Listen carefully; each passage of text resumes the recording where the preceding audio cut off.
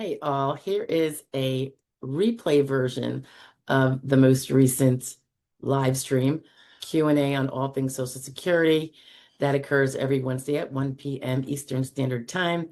So this is with all the little silences carved out of it. So I hope it's an easier listen for those who are doing the replay versus being there live. And we'd love to see you live. So feel free to pop in. Bye-bye now. How about now? All right. Very strange. All right. I don't know why the screen looking strange. Probably because I turned it out and turned it on. All right, well, we'll just do it this way. All right, I got your questions. Let's hop into it. Since now we're like 20 minutes late. Interestingly, I have an echo, but I'll probably survive it. New computers, what do? You spend days trying to get everything lined up. Okay, but it's good for you guys to no echo? No echo? It's totally echoing in my ears. All right, but I can live with that. Let's see what we got. Kevin Johnson's in the house. Less than 30 days from my hearing.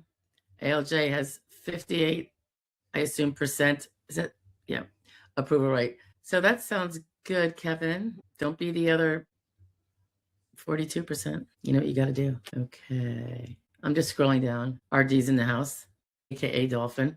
Hello from California. He or she says. Jackie's in the house. Or Jack sees. Jack says. Jack says, hi, Stephanie. Is there a way to connect years of shitty documentation by providers? Yes, I know that's a loaded question. A load of what?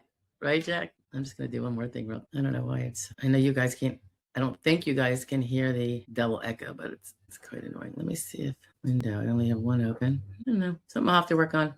Okay, you know what? You can ask, you have a right to request that records be corrected if they're wrong.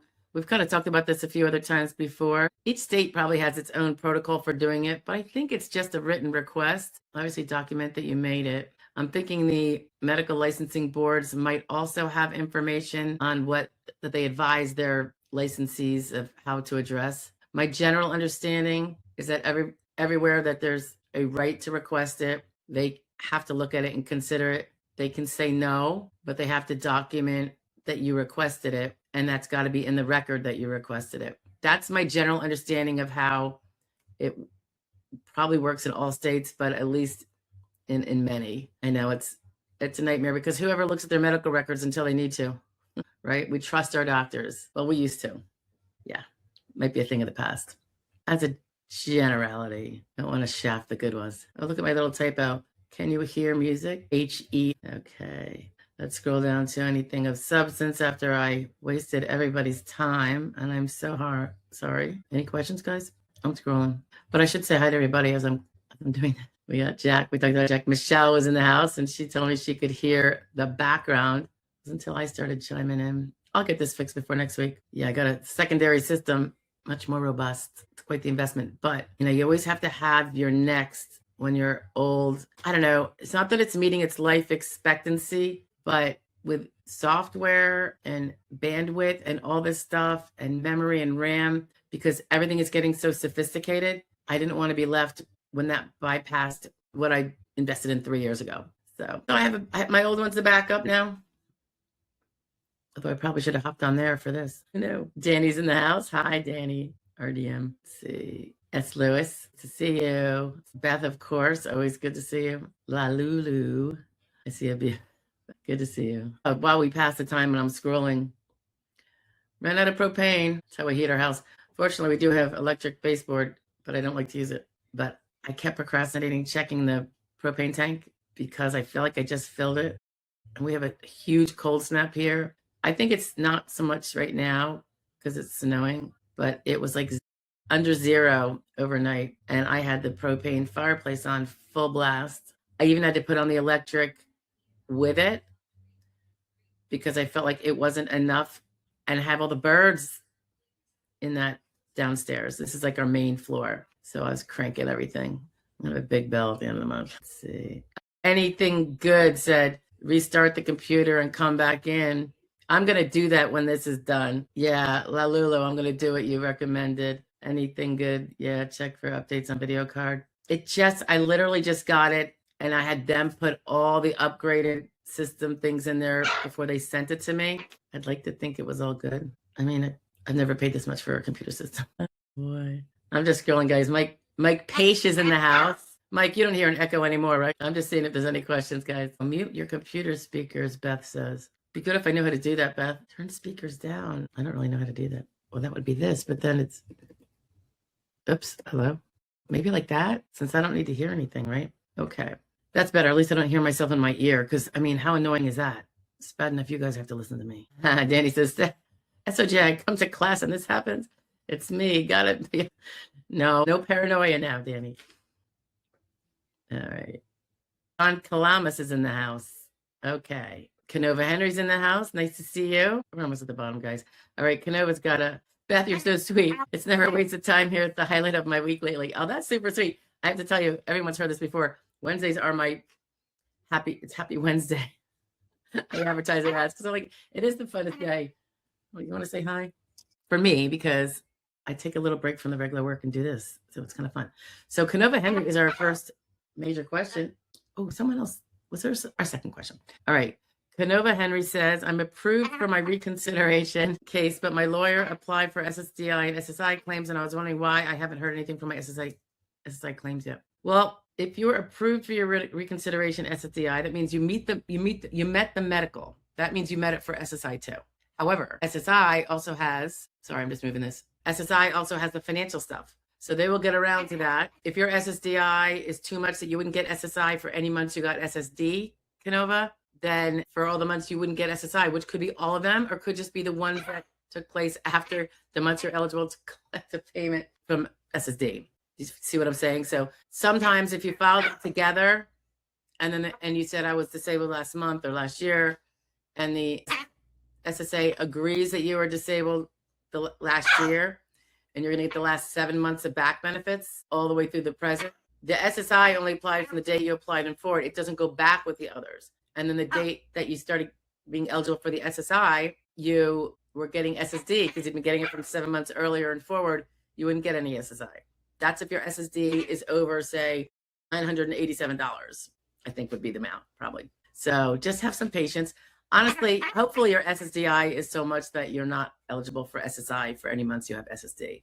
That would be my wish for you, because more is better. And to have just SSDI because it's more is awesome, because then you don't have the thumb of SSI up your backside all the time, because that is really the life of SSI. Ask anybody on it. You know, it's a necessary safety net for sure, but it's for obvious reasons that I support. It's got its strict rules, and because people will blow off every rule they can if there's no overseeing going on, you know, they kind of have to do it. All right. But anyway, congratulations, Canova. That's awesome. I'm so glad you were approved. Jennifer Cologne is in the house. Meeting with Jonathan today for hearing prep. Super nervous. Oh, you got this. Thank you for explaining DLI and date last worked. I really appreciate that. You bet. Anytime. Fingers crossed for you. Jonathan, I know we'll do you top notch. And yeah, knock them dead at the hearing. You got this. And your medical records are, I believe, very strong. So I think you'll do. I feel very hopeful for you. So fingers crossed. And I'm going to be praying for you, Jennifer, in the real way. PNW Patriots says, my attorney keeps telling me that they don't have my whole case file from SS. That makes zero sense to me, but let's read on. So I contacted ALJ office to check on getting my file from them. My attorney sent me a message today that says, oh, we do have it. You're kidding. So you have an attorney and they said they didn't have your social security file. That makes zero sense unless they're not like regular practitioners of SSD, because anyone who regularly does it gets permission for electronic access. They go through an interview, they get poked and prodded.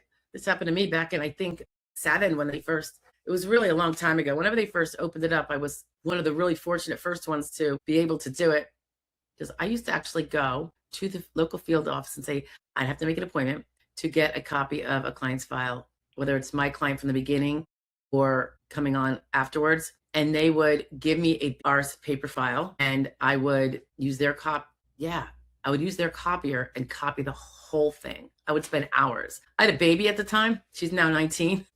I remember, that helps me figure out when they started the beta. I'd bring her with me in the little carrier. She was so good.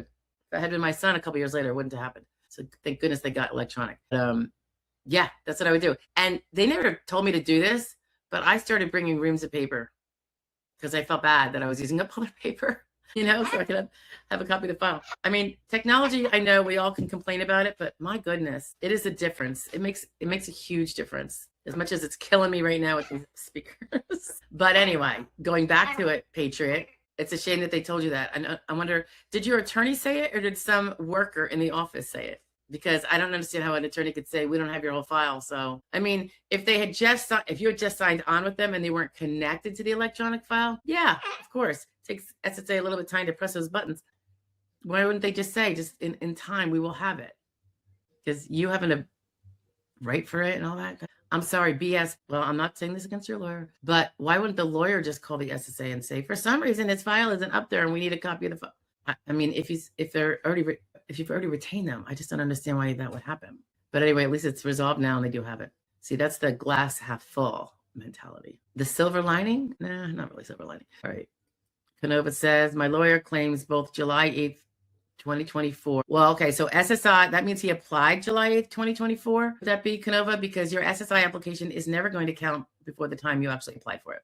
SSD, you can assert way back. You can assert 20 years back. It may not be found that you're disabled 20 years back, but you can assert it. SSI, it's not that you can't assert it, but they will never be able to award you before the date you apply. So they won't even, it's a little frustrating because they won't even like sometimes order even as much records as they would do with SSD for the same claim. Fortunately, if you have SSD, they're going to go back. SSI, they will say, well, we can't look past July 8th of 2024. You know, nothing else matters, which isn't really true. I mean, at least there's a perspective from the prior medical records that we're building up to it, right? Thank you, Mike Page. She says it sounds good. So, Patriot, you're saying that your attorney said he's going to send you a copy of the file. Well, that's good. Hopefully they have a portal. Like when my people, particularly ones that come on midstream, sometimes they'll be like, want to see all the medicals that are in the SSA file once I get my clause in there, when I get connected. And it's 2 seconds to download it. I mean, so you don't even have to wait that long. It used to be sometimes you had to wait a day, but you log into the system, you go to your client's file, you select all, and you download. And then it comes right downloaded to the computer. And then I upload it to my portal, and then my client can take it or leave it. Oh, skinny boy, you're very sweet. Let's see. Patriot says, should my attorney send me everything they have sent says for my ALJ hearing? I mean, should they? Do you really want them? I mean, we don't CC everything. The administration of just doing that. First of all, if we did it, it would be to the portal. We wouldn't be mailing it because mailing expenses go to the client. So I'm sure they wouldn't appreciate all those stamps and ink and all the costs of putting letters together. But the portal is helpful. But no, we don't take time to upload all the minutia at all. Some stuff is just between us and the SSA anyway. And honestly, it's kind of like work in progress and we just don't do it. At the end, I always make the whole file available because rather than interrupt and take more time, everyone gets a certain amount of hours. There's only a certain amount of hours in the day, week, month, year. So if we were to add that in, we'd have to cut our caseload down significantly. If every time you did something, you had to go. So we don't do that as a rule. Now, there are some things I upload because I want my client to look at it, right? They upload stuff all the time. They're supposed to upload or otherwise present to me when they get a letter from the SSA. Some people say, well, I saw it was CC to Stephanie Joy at the bottom. Don't even assume it got here. Mail is not something I ever rely on. You guys know me. I'm always like, send it certified return receipt requested, or UPS or FedEx, with tracking, because it's a joke. I get other people's mail all the time. They probably get my mail. It's just the system of U.S. Postal Service is not like it was in the Pony Express days. So we don't, but going back to it, we don't send every little minutia. My people wouldn't even want to see it. I mean, it's boring. It is. Sometimes, it depends on what's going on too. Every case is different. Let's say we've been trying to get certain medical records from a particular provider that's been really stubborn. And I'd say to the client, hey, give your doctor a call and with honey, nudge them to get the medical records. When we get them, I message them like, hey, just so you know, those came in, kudos, so they know that the efforts that they went through, did something. But to blow by blow with the case, it's not going to happen. If someone wanted to do a case where they paid by the hour, every minute worked, that could be something that could happen. Like the way they do it in divorce law and all those other things. Oh, you want copies? They bill you for everything. Well, you want to send a letter? There's $50 to you. You know what I mean?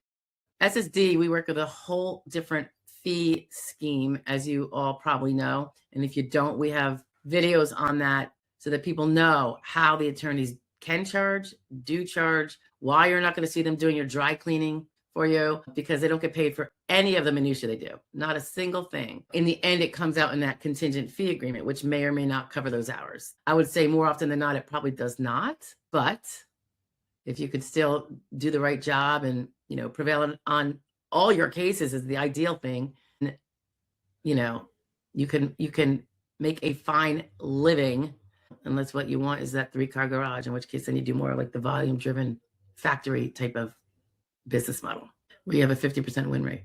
La Lulu says, we know you are conscientious of time value since you reloaded the live Q&As to minimize or remove the quiet sections. We won't complain about delay. Oh, you're so funny. Thank you. Beth says, where can I find my CDR date? It's not anywhere in the portal or on paperwork. Yeah, sometimes they put it in, sometimes they don't. You can call them. Yeah, a lot of times, we don't know. But you could call your local office. I don't know if you can call the 800 number if they have it. They might too, though, so you could try either one. Canova Henry says, I won't get my SSDI payment until April 2025. Do you mean 2026, Canova?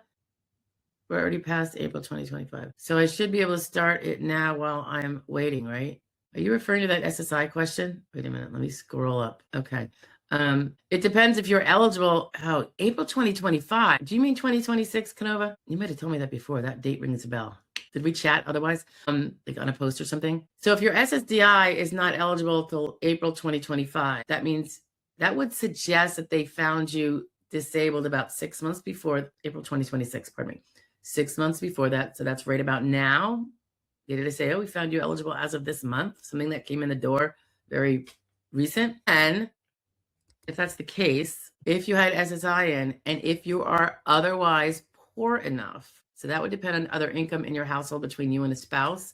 It would depend on whether you have no savings, K, or sellable properties that amount to a total of 2,000 or more. So if you are really underneath all that, yeah, you would get the SSI for the months you don't get the SSD, which should be 5 months. You wouldn't get it back to when you applied for SSI because apparently they didn't find you disabled way back when. They found that the evidence did not become strong enough. Some missing link there in the evidence for strength until whenever they found your onset. Your onset date would definitely be in your award letter. We found you disabled as of. And then they usually say, but we can't pay you SSD for the first 5 months waiting period. So your first payment due will be as of so-and-so month. It will all be in those papers, those first letter or two that they send you.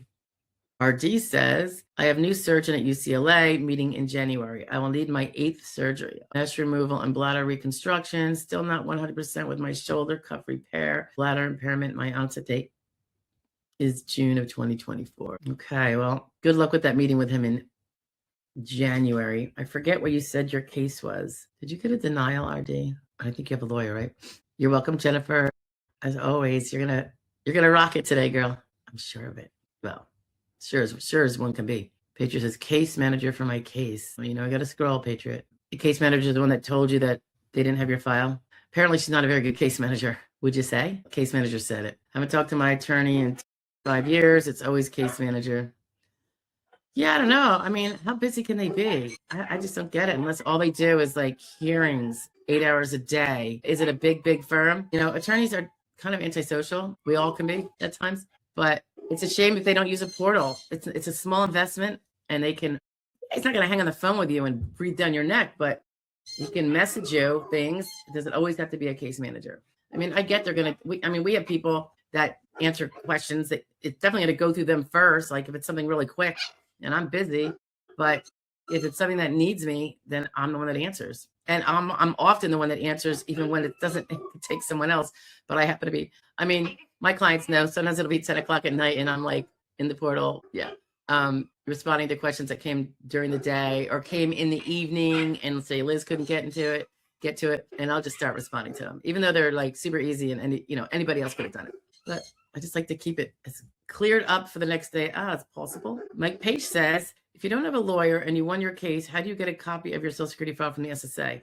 That's that 3288 form, Mike. And they can be very stubborn and they can make misstatements to you that, oh, you have to tell us exactly what you want. What's the name of the forms you want from that file? That's false. They can't do that. I do have a 3288 generic, well, it's a form that we would have our information in if we were doing it, but I have it for the public, and in it we've typed in like with a box like you can't make me, Lord, you can't make, you cannot require that I know the names of the forms or whatever I want. I want my whole file and you're obligated to give it to me. Their form, literally they have on it that you can't do that and they're not going to give you your whole file if you do that. That's false. And I attach the palms that says it's false. So I kind of put those little attachments on, copies of them right from the palms to show them that they really shouldn't be deceiving the public like that. And then usually it works, not always. You might get somebody at the SSA office that, I don't know, tosses it in the garbage. No, not sure. I kind of like getting a backup fax or something. Like if you're gonna mail it, get some sort of, I would say, certified mail, return receipt requested, but I know that gets a little pricey. Then fax it. And by the way, there are free digital faxes, guys. If you're only faxing sporadically, they'll give you like, I don't know how many pages a month, 10, 50, I don't know. Use them. It could be like myfax.com or Ring Central. I'm not sure. There's probably a ton of them out there. But use the little free versions that they have if you want, and fax the request to the SSA. You'll get a fax confirmation. So then if they ignore it, it almost gets to the point where I think if it's ignored, let's say you ask twice, you put like 2 weeks in between or something. You ask again, you wait 2 weeks, and you still don't get any kind of response, not even like there's a live body there. I always think, why can't someone complain to the OIG about abuse? I mean, it could just be fraud, because what is it? Fraud, waste, and abuse. It's not fraud. It's definitely waste. Like they're making you waste your time. And then you're sending more faxes to them and someone's going to have to go through that and file it. So it's because they're being so slow. I think it is abusive to not have a way for them to at least use that online SSA account everybody has to say, we received some mail, we're reviewing it. I mean, it could be an automatic button. So I wouldn't be surprised if that comes to be. I mean, currently the SSA is kind of going at rocket speed compared to the norm, guys, not compared to like private enterprise, but compared to the norm of the SSA in changing things technologically to get them faster and better for everybody, like claimants, beneficiaries, and even us representatives who they clearly don't care much about and probably wish we weren't around. Oh, but going back to what Mike, I was going to say, if you want, email me. I'll send you that blank one that you can play around with, and it's got the attachments and it references them, and you could try it if you want. Half Pint says, if approved, how often should a person continue to go to the doctor even if there's nothing else they can do for them? I'm going to have to be very general here, Half Pint, as much as is reasonable given the condition. I would not recommend only once a year. I mean, if you have a specialized problem, I would kind of think, you have a PCP. If you're over 50, aren't we supposed to be going to our PCPs for some regular blood work anyway? You know what I mean? Do that. And when you're at those every 6 months or whatever, I was doing a year, but I think now they want me every 6 months, probably since my gallbladder thing. And I don't know if I'm going to do it every 6 months because I'm really not, I'm like all you guys or most of you, I don't like doctors either. So mine's very nice. I shouldn't say that.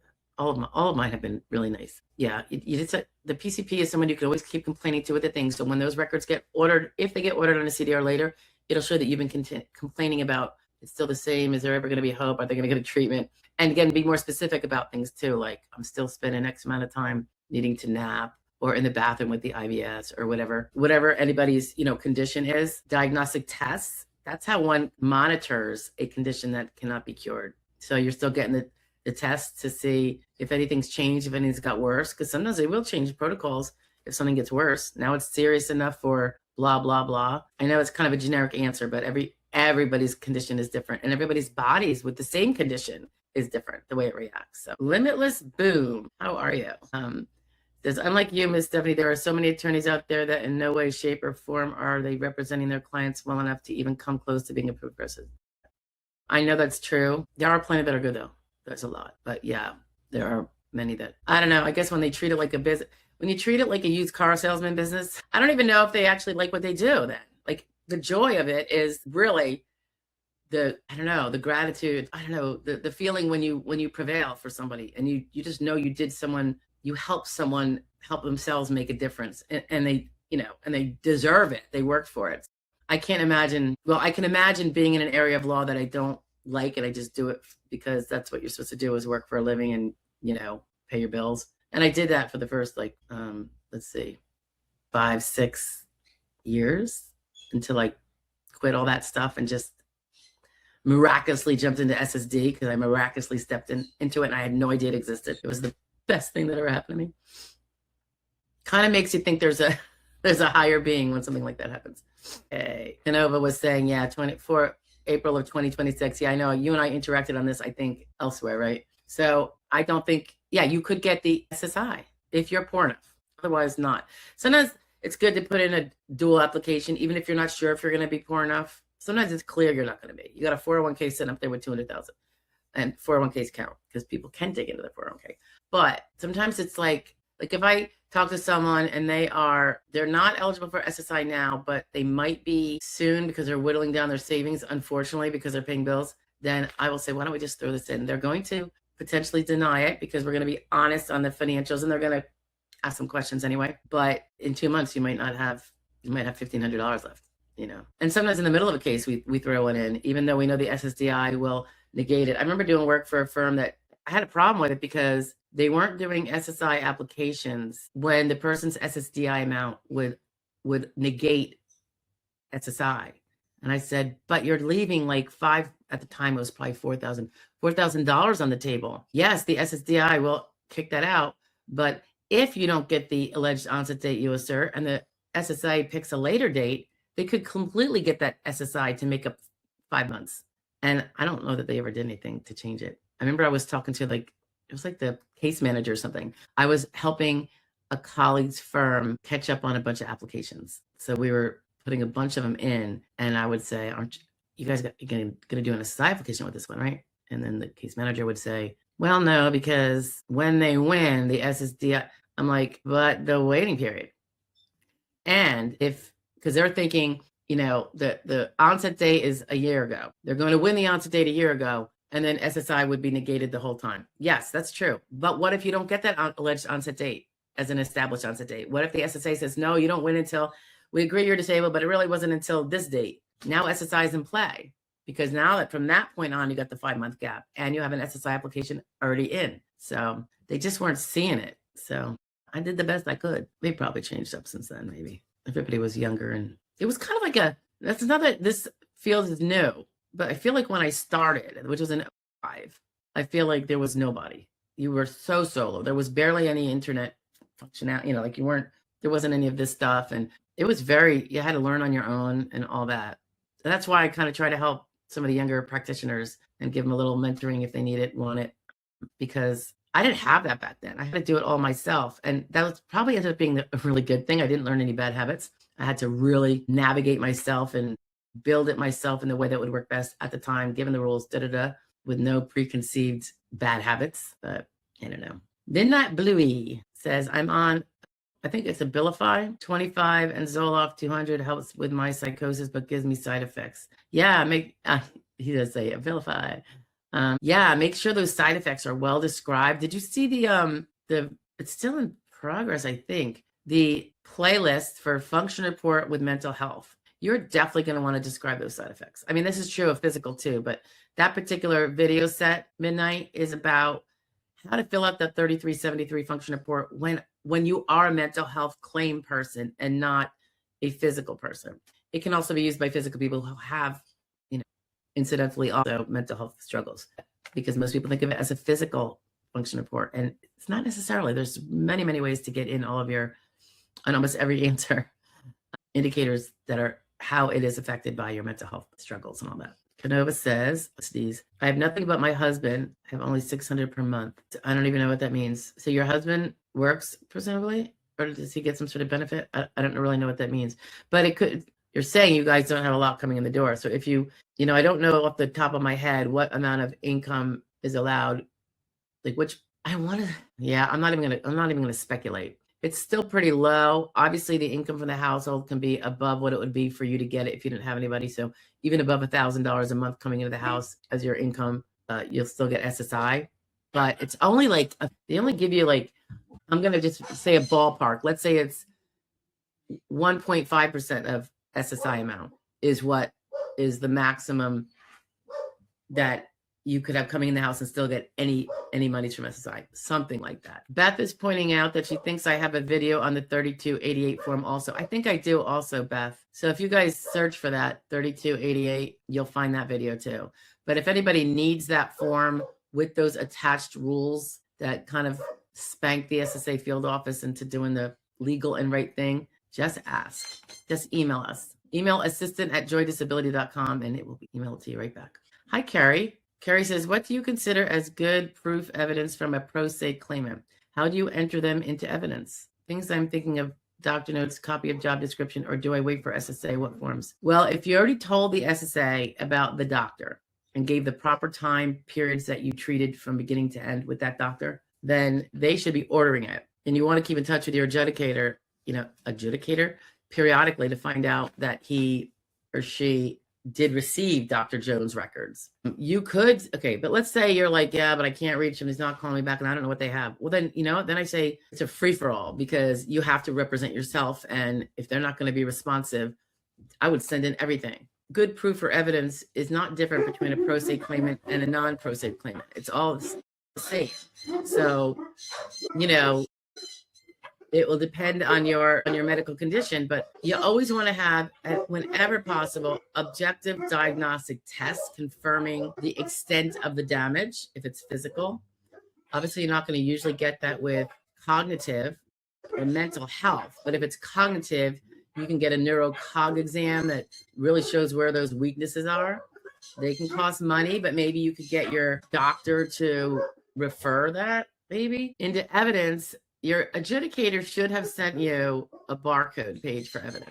If they didn't, you can call and ask for one. I don't know that you need that, though, if you now upload, and Anna, who I haven't seen in a while, had told me that this had changed, and I think this happened this past summer. It's one of those great technological changes that the SSA has put in the last, several months. You can upload evidence right to your portal once you are in the thick of a claim and at the medical workup stage. So you can directly upload your medical evidence. So get it digitally on your computer, scan it in or whatever you have to do, and then you upload wherever you saved it to with the link, you upload it. And then you could always see, supposedly, that it's up there. You can go in there and make sure it's there. I would take screenshots in case something happens awry and it gets glitched out, so you could prove that you had sent it up.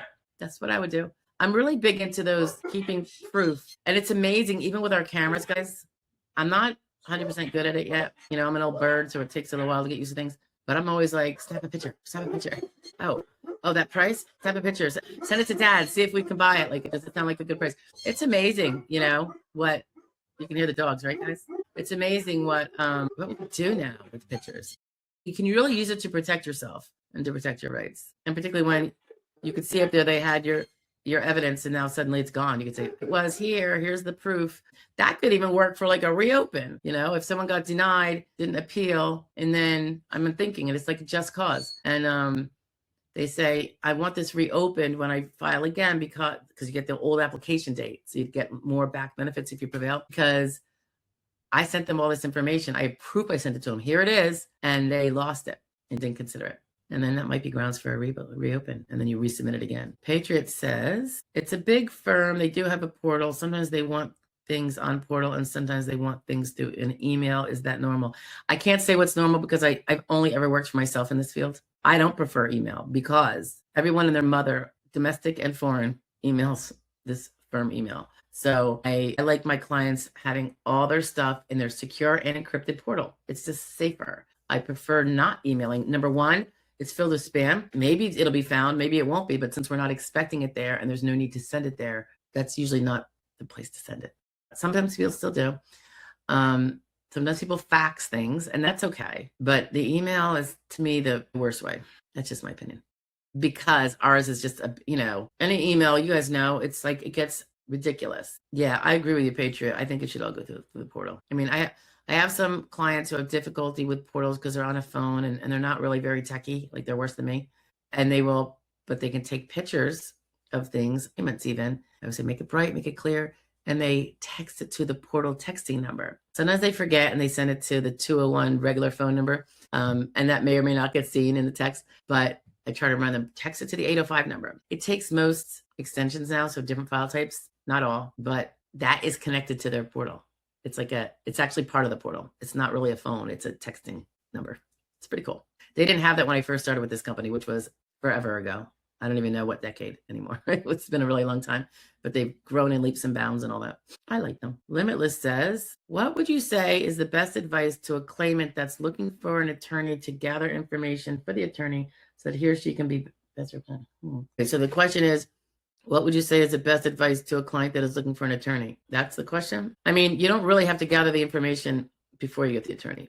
I mean, if the attorney knows what he's doing, he's going to talk to you on the phone. They may or may not have an eval to get some of the basic information first, and they're going to be able to ask the right questions and know innately if there's a decent chance that this is a winning case if it's properly worked up. And if, I mean, that's the main thing. And you have to just feel comfortable with whoever you get. I mean, I talk to people and sometimes they're not comfortable. Like one person wanted literature on all the aspects of how we practice or something like that. And I'm like, sorry, don't have it, but you can go to the website and learn more, you know? Ironically, it made me think, yeah, maybe we should put something together. I think that's in the works. It would be a big, long document. So have fun reading it because we're not going to do anything with it. You can just read it if that's what you want.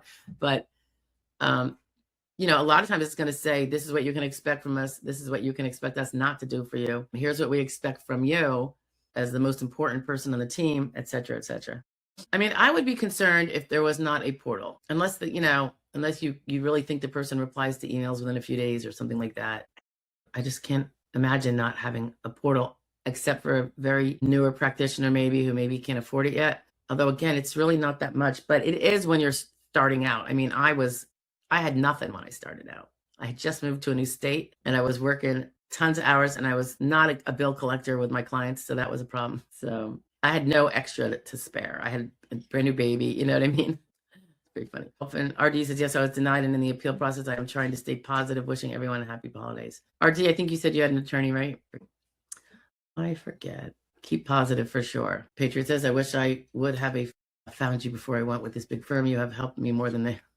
Oh, that's very sweet. I hope they'll do right by you. I always say, even if you don't like the way they practice and it doesn't give you all the cozies and stuff, they have every incentive to win because that's the only way they get paid. That is the beauty of the contingent fee system that the SSA has, right? There's no bill if you don't prevail, and they will have to eat the labor costs and everything else they expended, which is not cheap. That is my positive, glowing remark on why you should stay positive. Patriot says, how do I email you to get the form? Are you talking about the 3288? The email is assistant@joydisability.com. Patriot, you have a big firm. Can't they upload your entire file that they see in the electronic file down to your portal for you? It takes moments. It really does. I mean, when it happens around here, it's just a matter of, hey, when so-and-so gets a break, can you do this? Can you make sure they get their file? You know, like, it's not a big deal. So I think they should be able to do that for you. Christina's in the house. Here's Miss California Sunshine. Hi, Christina. Lulu says, when reporting non-employee income from house sitting, non-employee, so like contractor, Schedule C and SE, when reporting non-employee, does it matter if work dates occurred sporadically throughout calendar year or even get divided between years if goal is earning work credit? Okay, great question.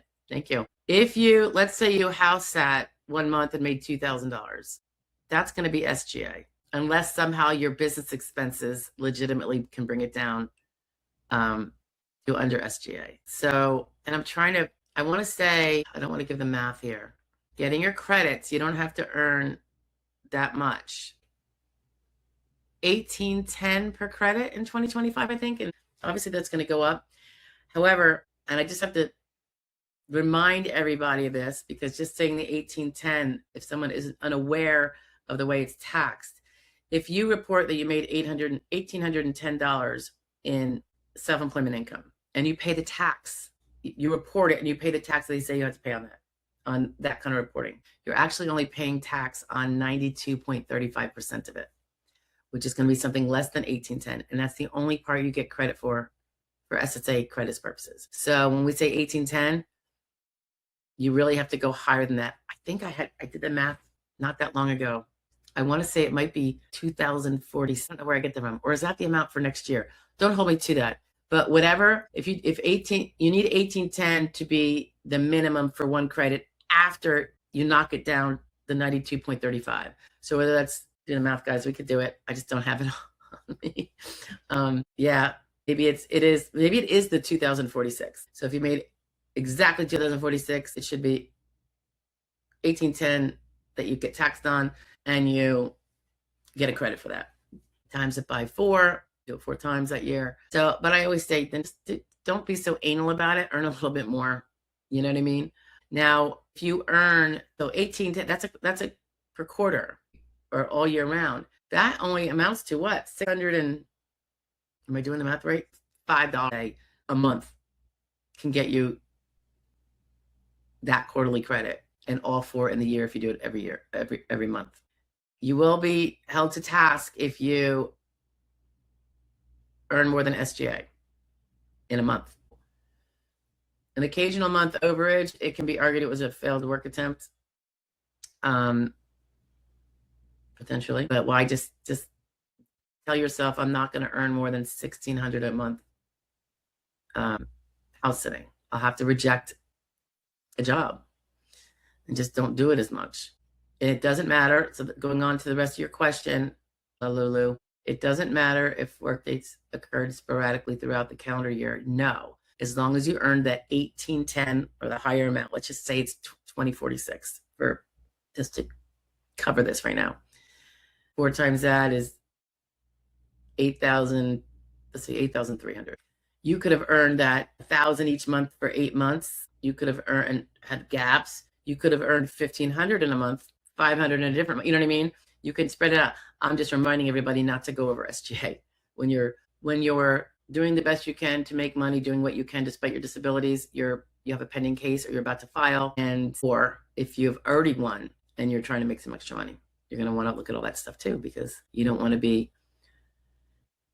It's probably okay if you use up your trial work period. It's safer not to for other reasons, but overall, technically, that doesn't destroy it. You want to never really, if you work over TWP but less under SGA, you're still going to burn through your TWP, and that puts you in your EPE extended period of eligibility for 3 years. This is for people that have already prevailed. Then any month you go over SGA, boom, you got to send that SSD check back to the SSA. That'll be an overpayment situation. And then if after the 3rd year, if you make another SGA month, you lose your benefits altogether. Oh, and you'd have to refile or actually do an expedited reinstatement possibly. But you can earn it whenever you want it. It's within the calendar year, La Lulu, so you can't take, say, 3,000 from this year from, let's say, 14,000 from next year, and try to get all 4 credits for both years. You can't. Each year stands on its own.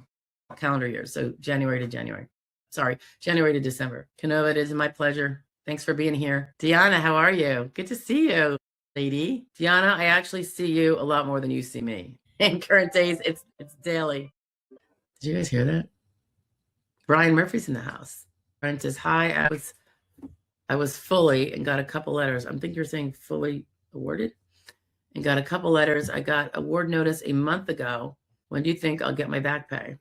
I don't know if you've got SSD, SSI. SSI sometimes takes a little longer if you have SSI, because they have to do that perk interview to see how poor you are, make sure you still qualify for the poorness factor. If it's SSD and SSI, they do the SSI first. And so the SSD gets done by a different office after the SSI is complete. So it can take a little bit longer there too. If you had a workers' comp claim, of course, they're going to check for an offset. And that just reminds me, when you have a workers' comp claim while you're doing SSD, and it's any portion of the time period that your SSD disability period was wrapped up in, always know that you need to find out when your case is over and you've won, if there's going to be any kind of offset for the workers' comp. I know it's easy to forget. I've had clients forget it, and you could get hit with an overpayment. I think a few years ago, they were completely not taking care of workers' comp offsets timely. I know one such person who just got a overpayment demand. I haven't spoken to them, but Liz told me, for like $60,000 because they kept paying her, they started to pay her, continued to pay her, and never did the workers' comp offset. And indeed, she has to be offset by the 80% rule.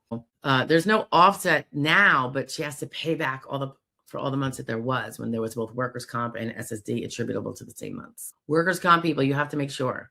If you are a higher income earner, you probably won't have an 80% offset. Middle to lower income, it's something you have to remember. I know it's easy to forget when life goes on and you finally got the checks coming in, but you're not going to want to spend those back benefits if you have back benefits. So it's kind of like you want to be the squeaky wheel, because just because SSA was slow and they sat on a bunch of stuff and now it's all getting cleaned up, having an overpayment is unfortunate. And of course, if you do have an overpayment and you are pretty, tight financially, even with your benefits as a single or as a married person, don't forget about your waiver and your ability to argue for a payment plan that fits you. They're not going to know what that is, so they're going to automatically dock like 50% of your SSD if you have a workers' comp overpayment. But that's because no two people are alike. You could have like $1 million in the bank if you're on SSD. They don't know about that. It's not part of the SSD picture. But if you're claiming hardship, then you have to show. And you can claim if it's a hardship and try to get a very low repayment. And so what if you're going to be paying till you're 90? If it's $25, you could probably swing it. All right. That was a little digression, huh, guys? Anything good. Is that nothing good? Or is that Northeast thing good? I say that because I'm in Northeast Pennsylvania. My son has special needs. He gets SSI. He has a review on Friday. I'm his representative. Okay. Well, fingers crossed for him. Are they reviewing? Is he a child or an adult? I'm just curious. Like, is he getting reviewed at age 18, like a redetermination because he's turning 18 and needs to meet the adult standard of being disabled? Or is it like a CDR? Or is it just a check on his finances to make sure he's supportive? Hey, Sean, retinitis pigmentosa eye disease. Is this a condition that can qualify for SSDI? Does it functionally limit you to the extent that you can't work at any job? If so, then yes. For instance, does it legally blind you? Or does it not legally blind you fully, but combined with other impairments that you might have? I don't know how old you are, Sean, but I always say to everybody, do the body chart, consider all your body parts and systems and brain, compare it now to when you were 20. Is anything less strong, fast, durational, capable of repetition, pain-free, comfortable as it was when you were 20? If any are not, then that's something to consider whether you should be worked up to determine what's going on. Because don't let the old idea of, well, that's because it's age. Everyone's got this. Yeah, and guess what? You can use it to your advantage, because all it means is you need to have proof that it's more limited, that it can't no longer pick up 100 pounds like you could when you were 20, that you can only do, 15. Maybe you need it to be, you could win with a light exertional, depends. And what other things can carve out jobs? What other limitations? That could be postural or manipulative or what have you. Dolphin says, I do have an attorney. Should I give a name? No. I would rather you not, unless you're going to say something really good about him, because I just put my hand in bird poop. You ever hear about using a toilet, little girl? Yeah, I don't want this to be kind of platform to bash. You could do that elsewhere. You understand that, of course, right? Limitless says, thank you. I have an attorney who was so detached. He said, no way I would be approved. Then why did he take the case? I gathered everything and was approved in 5 months. You seem like the opposite of him in a good way. Thank you. He took your case, although he said there's no way you can be approved. That seems weird. So you got approved in 5 months with an attorney. Is that what happened, even though in your head, in your mind, you did all the work? Why would he say that? Now, it's funny because some people here are aware. We take some cases that are, I call them the 1%ers. Maybe it should be more like 1%ers and 5%ers. Ones that have a really, really poor chance of winning, not because the person is not disabled, but because of the rules. And it could be their lack of evidence and the fact that some evidence that they had no longer exists. A remote DLI with evidence from 18 years ago that is no longer available and they never had it. You can't just go ask for it. Well, you can try, but they're usually going to say, oh, it was destroyed in a fire 18 years ago. I will tell them that there's a really remote chance of winning this. Sometimes I take them. Everyone knows it. Everything gets really, we have wait lists for things like this. But when one it's come through a wait list or is in a really kind of unique situation that for, I don't know what the word would be, humanitarian reasons, compassion reasons, supporting someone who I think deserves to be supported and given that 1% chance, that could become, say, a 70% chance if there's a lawyer or a 40% chance if there's a lawyer. That's actually what this is all about. This whole channel was really to support being able to take those cases that we know there's going to be there should be a likely loss, so that they have a chance to be the winner of it. Because otherwise they really have no chance. Didn't I turn it off? Getting all these things connected, guys, is crazy. So I would tell someone, I think it's a slim chance. In remote cases, I often have to say, listen, there's a less chance than normal. If we had this case 3 years ago or 4 years ago, but you're DLIs in the past and you were a little slim on treatment back then.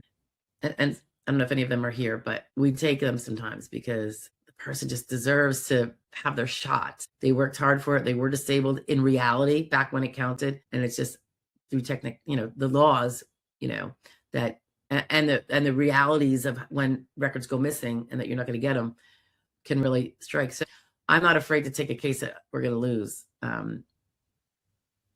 because it's just the right thing to do. I don't know. It's kind of one of those just pro bono things, and we just chalk up the bucks, and that's where all these wonderful little donations you guys do pay for the labor to do that. Not my labor, but other labor. Jay Wiedenbach, how are you? New name, right? New screen name. I'm still in recon, and my attorney had me signed to file for the hearing at the same time. Okay. If I get awarded with workers' comp settlement before SSDI, do I still have to have a set aside? Oh, yeah, potentially. But set aside is different. Now you're talking workers' comp game. A set aside is like a Medicare set aside. I'm not going to go into that because I'm not workers' comp, and this is a little knowledge is a dangerous thing, guys, but when workers' comp cases settle, my general understanding is that workers' comp attorneys are often have a duty to do some sort of set aside language because Medicare does not want to pay for the workers' comp caused injuries. They say workers' comp is supposed to pay for that. So they have to do some sort of, I know nothing more about it except that there's a set aside for that. If you're talking about the workers' comp offset, that's a little different, JW. That's the 80% rule where if in any month you receive both SSD and this doesn't apply to retirement, guys. So once you get to retirement, this doesn't happen. So you want to keep your Social Security going so at least the retirement is preserved. SSD, workers' comp, if the two together in any given month received exceed 80% of your average current earnings, your average current earnings, or ACE, is an amount that's calculated on the last few years. There's a few ways they can calculate it, and they give you the most favorable, I think. The last few years that you were working before your onset date for SSD, I believe. So the overage over 80% would be the amount that you're not allowed to get. So if you already got it, let's say you've got a SSD back benefits and you got a workers' comp back benefits or had already gotten them month to month, that's temporary wages, they're going to do that math on all of those. And if you have to pay some back, that's why I say to my workers' comp people, I don't do their workers' comp, but I say, listen, when you get a SSD, we win. If and when we win, if you get back benefits, you will want to not spend them until you discuss with the SSA. And I'm not involved in this part of it. I'm out the door already, disconnected from the case. You're going to want to talk to them about making sure, hopefully getting it in writing, that there is no workers' comp offset. You want something to make you feel confident that you can spend that SSD. In the meantime, put the SSD in a high interest savings account or something. You know what I mean? So you get to keep the interest because they're not going to make you pay it back with interest. They're just going to make you pay whatever that offset is. So just something to think about. And yeah, it could be retroactive. Like when you get an SSD back payment now but it covered, it goes for 3 years back. You've got like a nice big dandy retro check. And only the first year of that 3 years of checks were you also you got workers' comp back in the day in real time. Yeah, they're gonna compare and make sure, see about that math from a year ago, because your SSD retro partially consists of payments related to those months. Those are the months that you're getting paid for now that you've proven your case. Yeah, SSI, I don't think has to worry about this, Brian. I think it's just, Brian, sorry, you're talking about something different. JW, it would only matter for SSDI, which is you. So Brian is talking about SSDI, and I forget what Brian was talking about. He was fully, I was fully, and got a couple letters I got. Oh, SSDI only? I wouldn't imagine it would be that long then. But you have to check to see if you have any debts to the federal government. Do you have back taxes you owe? Do you have outstanding alimony, arrearages, or child support? That will also potentially be offset. So they just do all these little checks. And it doesn't usually take long. I mean, particularly if it happens on initial or recon, sometimes they're paid like 3 days later. Gotta love that, right? Brian says no offset because it's still open on workers' comp claim. Not sure. Did you get temporary wages in the past though? A lot of times, doesn't workers' comp often go where they're paying you while you're out until they determine if you can go back to work, temporary wages. And it's funny because my friend and colleague is a workers' comp attorney, a partner at a firm in Jersey, and she's been doing it forever. She knows everything there is to know about it. Her name is Sharon, by the way. If you need a good workers' comp attorney in New Jersey, let me know. Temporary wages, and when she speaks about it, it's all Greek to me. But temporary wages, and then, which are pretty huge compared to SSD usually, particularly for middle to lower income folks, that is something that you already got. So if your SSD is resolved, they now know what your SSD was for the months that you got the workers' comp. Because you don't know people say, well, we're in a settlement phase now. Well, that's fine. but they might want to offset you for what you've done already. And then your future settlement could have another offset for those future months. MD is in the house. MD 77.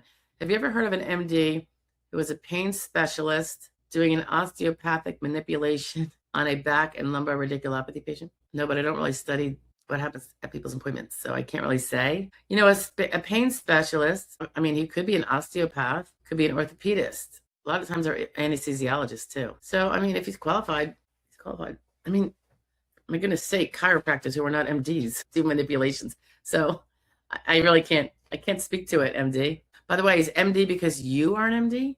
I would love to pick your brain. Nothing good says adult. I think we're talking about the adult SSI child. Am I remembering correctly? All right, so they're doing a review. Is that a CDR or is it a financial review? Sean says, I'm 54, work as a letter carrier for 28 years. I have my share of letter carrier in the past and now, letter carrier clients.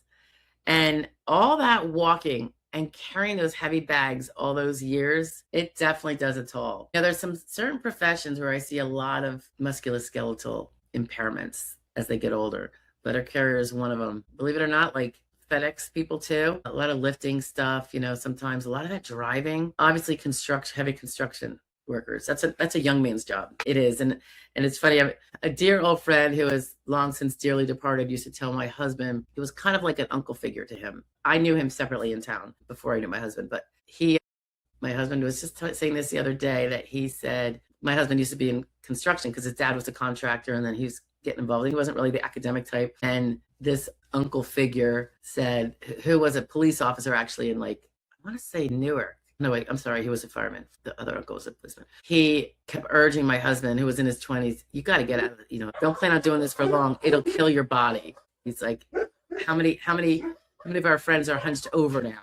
You know, now that they're 50 or less, even, because of the wear and tear on the body that's just not meant to do that day in and day out. But with mankind being so skilled at building and architecture and infrastructure, the jobs are there. But young man's job, yeah, I guess really should use it to maybe make money while you're getting a skill to do something else, or own the company and then hire other people, hire other young people. Sean says U.S. Postal Service. Yeah.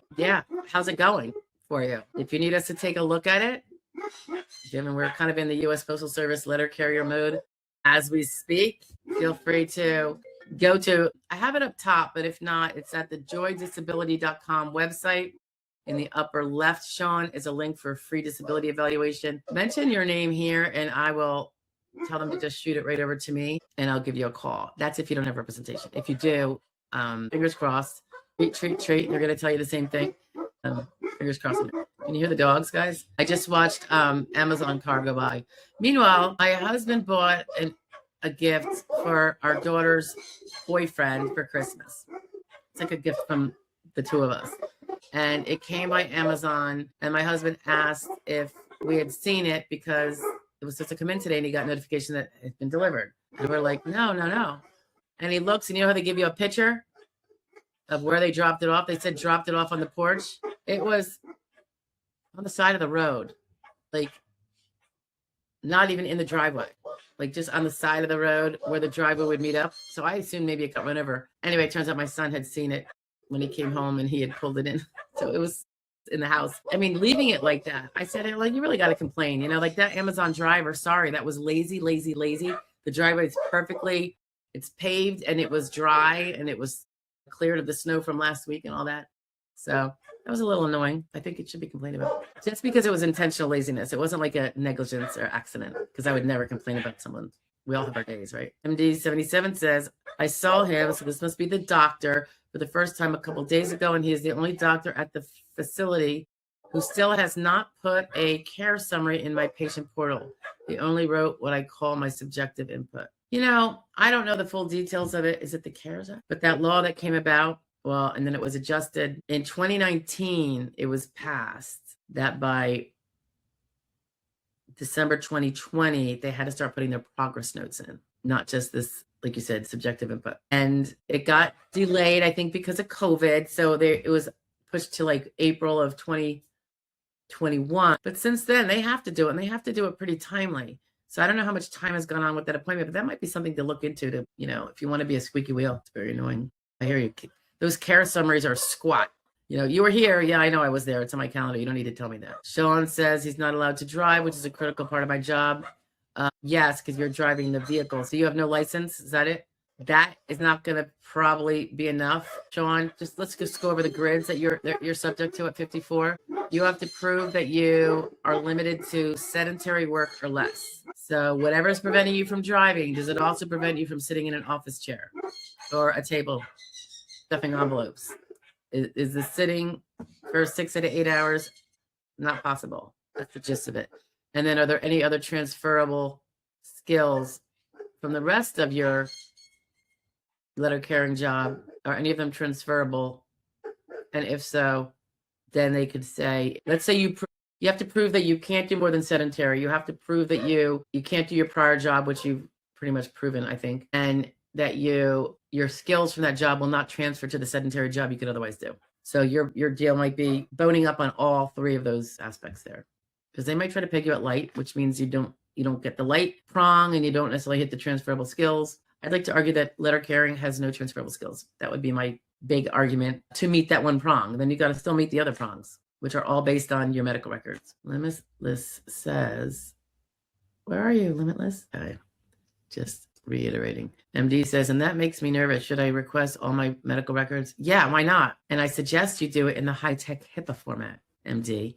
That way they can't charge you per page and charge you, if they have 200 pages, they can't charge you $200, 300 or whatever. Every state potentially has its own rules on that, but the federal government, if it's more generous to you, it preempts. So high-tech HIPAA says, I have videos on this, and I would strongly recommend it to any pro se who is getting their own records.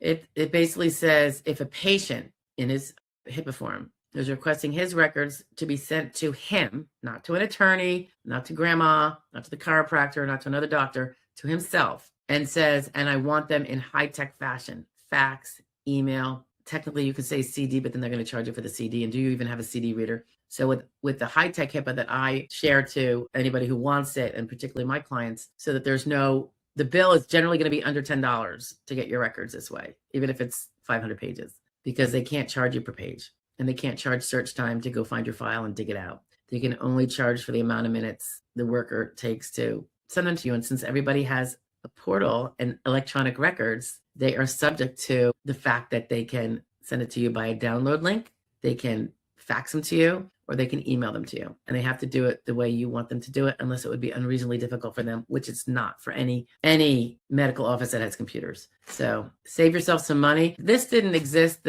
the whole time I practiced. It's been several years now, though. It wasn't until a few years ago that we all kind of wrapped our minds around it. One of the major medical records companies that does the job of storing medical records and fulfilling medical records requests on behalf of various medical providers, they sued, saying, and basically it was to make it the way I just said it, that if they asked that it go high tech to a lawyer, we could still charge them. And technically, the way Congress and all of its ignorance wrote the law was that it didn't protect against that. The company's name was Siox, SIOX, and I would take that as a win for them in one sense. But so what? So then the patient just has the request in his name only. I mean, it's not a big deal if they're going to be trying to make their living that way. I mean, they get paid by the medical provider to house their records. So why are they even charging patients for their digital copy that they press a couple buttons and send it to you? So that's why they can't charge more than, it's going to generally be not, I've never seen, nowadays I half the time don't even see them get charged, but sometimes they'll get a charge for like $6.89. It's always under $10, if at all. And back in the day when this didn't exist, my clients had to buck up the money for medical records, because medical records could be hundreds and hundreds of dollars. We were only, the maximum we could make on a case was only hundreds and hundreds of dollars. So obviously we can't pay for it, else we wouldn't be in business. So people had to pay for their own expenses. Now, I know a lot of my colleagues still don't do this, and I have videos out on it, but high-tech HIPAA is the way to go. It's the way to go. If any lawyers are not using it for their clients, it's a travesty, because they're probably taking out the cost of the records from your settlement or anything else in whatever field it is in. And why should you have to be paying that when it could have just been done the high-tech HIPAA way? Just saying. Sean says, thank you for responding to my questions. My pleasure. And thanks for being here, Sean, for sure. Thank you for the mail. You know, we bust chops on the U.S. Postal Service, but it's not on the individuals, just so you know. I know that there's probably overworked and understaffed. Let's just put it that way. U.S. Postal Service made some stupid mistakes, and probably the laws surrounding them made stupid mistakes that made it financially unfeasible to run the way we expect them to run. Limitless says, point is, clients need to follow their gut when choosing an attorney. I agree, by and large. Yeah, I think we all need to do that, generally speaking. I don't know. I get torn on it. You know, I've been screwed myself with contractors. So not the one I currently use though. He's been good. Hey Shub, what's up? How's it hanging? Jen Me is here. Hi Stephanie, I'm way late. Well, it's good you're way late, Jen Me, because we had like a 20-minute faux pas because my computer, I didn't have my headphones, which I ended up retrieving, and they did have enough battery, but I have a new computer system and it's not working out so well with the sound wasn't going through. Like my microphone was not picking me up. I don't know why. Anyway, I kind of got it fixed through this, but I'm not sure how or why. So it's just pure luck. So hopefully it'll be fine for next week. Anyway, Jen says, in the hospital. Oh no. I hope you're okay, Jen. When I was picking attorneys, no one would take my case on, probably because I'm so young. That's definitely a factor. So I had to go with big box firm. After hearing, I got new lawyers. Yeah. Well, fingers crossed. I mean, I'm glad they still take cases that, I mean, you probably had a difficult case. It is such a high bar. So I'm glad you have new lawyers. Keep up the fight, girl. Titus Mangum. What a cool name. I'm 60 years young and made it to step 4 on my SSD claim in 38 days. What are my chances? Wow. I have no idea what your chances are, but that's unusual. I'm hoping that means that you had such stellar info and met these criteria so clearly that that's a boom, boom. You know, step 4 is, can he do his prior work? So, I mean, 38 days and they have all your records, unless you're saying, oh, I didn't treat, I just told him I was disabled because I am, but I don't go to doctors. Well, then you got to step 4 pretty darn quick because it's going to be a denial. But if that wasn't the case, Titus, then it'll be interesting. Report back, please. Let us know. We'll be here every Wednesday, 1 o'clock p.m. MD says, pain specialist. Yeah, usually it's anesthesiology. Not always, I don't think. But I wonder if when they call themselves a pain specialist, if it would generally be an anesthesiologist. And maybe they never practiced the art of actual anesthesia in we always think of it as like a surgical setting. But, you know, anesthesia is just pain mitigation, right? Of the drug form, usually. Limitless says, if first-time SSDI approvals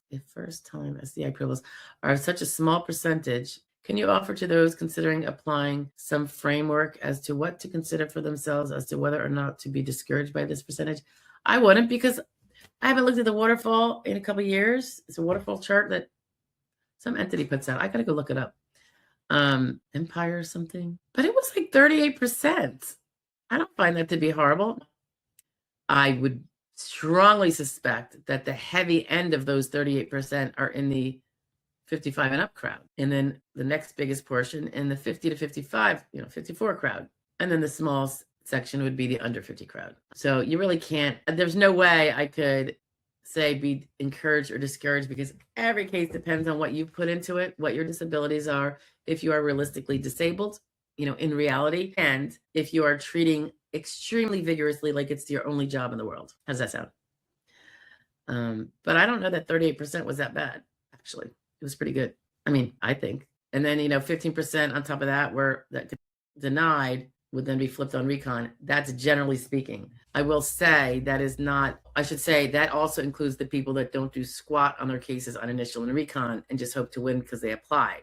Think about all the people that actually work on initial, getting documentation, making sure if they have a lawyer, their lawyer knows and everything's getting in, and their lawyer is the type that actually sends it into SSA or notifies the adjudicator, hey, get these records because this is a new thing. That might be the minority of law practices that do that. We do it, but I know a lot do not. Maybe that makes a difference too, because I find almost disappointment when I have a client that has to actually head to hearing, because I almost feel like we've got to the point where it's far less than what it used to be in a positive way. And this excludes, I will say, those harder cases that we take. Those I expect to go to hearing. And I'll flat out say, we're going to give it our all the whole way, but I would expect this to go to hearing because the kind of case you have has discretionary factors that a judge can provide that an adjudicator cannot. I would say initial and recon, my perception is that it's kind of like a checkbox thing. Either fit yourself in those checkboxes or you're going to be denied. So if something is like discretionary or interpretive whether it fits in that box. I think they're going to err on the side of caution and have you go to a judge so a judge can feel you out better. Dimple's in the house. Dimple says, I'm late. And as I was saying above, Dimple, that's good because the first 20 minutes was a total collapse. I am late, had an appointment. We'll catch up with the replay. Sounds good. I found my answer from your video titled, I won my SSI. Why does SSA need to interview me? There you go.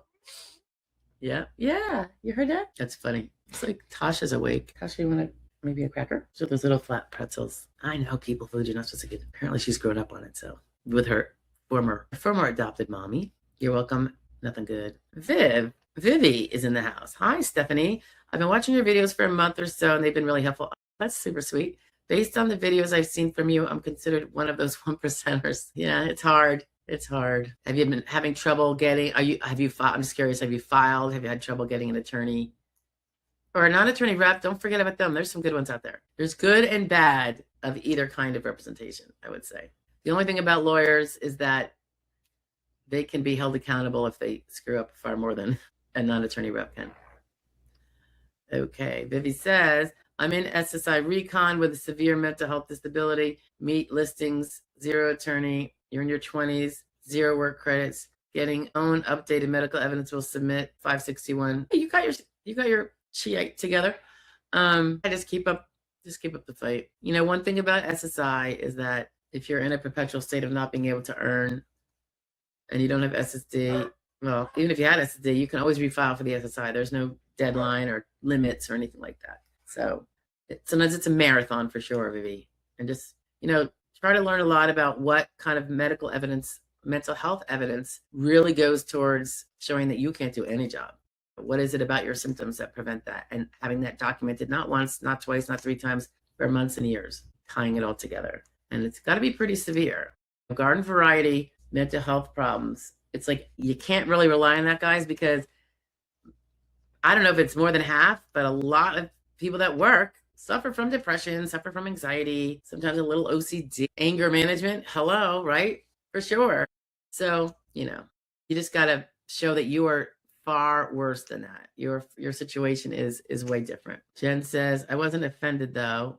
I understand law firms get paid on back pay and try to take cases they can win. The lawyers I have now handle federal all the time and are very appalled on what is going on. Yeah, I won't even ask about that because that could be a can of worms that I think would be inappropriate. Oops. Okay. JW says, well, having my workman's comp primary doctor said he would fill out the SSD form 1151 BK for me for attainment ability to work. Okay. So he's referring, guys, to the HA 1151, which, if I recall, is that the one that's maybe it's not the mental health one, maybe that's with a 3. Ability to work. It could be helpful, JW, if he answers it not in the way that a workers' comp doctor would answer it, but in a way, put it this way, what he says can, if it doesn't fit the SSD mold of law, can actually show that you're impaired and limited, but not so much that you can't do this little tiny set of easy jobs over here. And then that could be a negative. So, and just so you know, you have a legal obligation to submit that report, as I understand it, good, bad, or ugly, once you get it. So it's kind of like you tread cautiously, when you ask for these things. We do it with great caution. You really want the records of that doctor to already say, in so many words, what the level of limitation is. And you need to know, does that level of limitation meet that grid or meet that particular standard I need to meet for my particular vocational profile on whether I can work? Because if their records say something different, then probably his answers on your report will say something different. It could be just a nidge higher, more ability than what it takes to drop under the line. And then you just gave the SSA evidence to help prove that you're not disabled. So just be very careful. All right. I think that's it, guys. It is 3 o'clock. Technically, we're 2 hours in, but we lost 20 minutes with my faux pas with the inability to figure out my speaker situation on this new system. I have to figure it out, though. I don't know if this figures it out, but what if I don't have these and I just want to go through the speakers here, right? I'm going to have to play with this week. So if not, at least I kind of know that it might work with these in for next time. Jen says, well, to start, the federal judge looked at the ALJ decision. Okay. The federal judge looked at the ALJ decision and asked my lawyers, why did the ALJ do this and this. And we're like, you tell us. So they had a hearing. It goes on. Usually it goes on papers. So are you sure that happened, Jen? Well, think about it. Every judge in every area of law is a person that has to make a judgment call. And actually, if you think about it, people in general, we all have to make judgment calls. And how many times have you made a wrong judgment call? With all the evidence you had, we all have. And I would imagine that would happen with judges too. There are probably far less mistakes than what we have because they're trained specifically in this specific area. And, you'd think they would know. Whereas we're flying by the seat of our pants with, different situations all through life that we have to bounce back to, right? We have to address and all that good stuff. So I don't know how it is imperfect, but only because life is imperfect, right? We're all imperfect. I make bad judgment calls sometimes, and I'm like, shoot, I would have gone the other way if I saw it the way I see it now, if I saw it that way then. I mean, we're just human. So I look at that a lot, and the law it's not able to, it's just an organized structure of criteria and rules, and no set of such is ever going to catch everything, I don't think. I mean, if you're going to catch everything, then you have to get rid of the rules and just give everybody the SSD or the SSI, the award. You know what I mean? So I look at it kind of like that. That's not to say your judge didn't screw up. And in fact, you'll probably find out when it gets remanded that he did. And it was one of the ones where he actually did a poor job. And that's why it's remanded. But I don't know that we can get a more perfect system if we're going to keep a system alive, I guess. It's almost like, by analogy, you don't want to risk your kid getting hurt, so you never let him out of the house. Well, he's not going to get hurt. You don't want to risk your kid getting hurt outside, so you never let him out of the house. Well, you're going to succeed. He's not going to get hurt outside. But is the damage done by the other total safety net, not more damaging and a bigger loss? I don't know.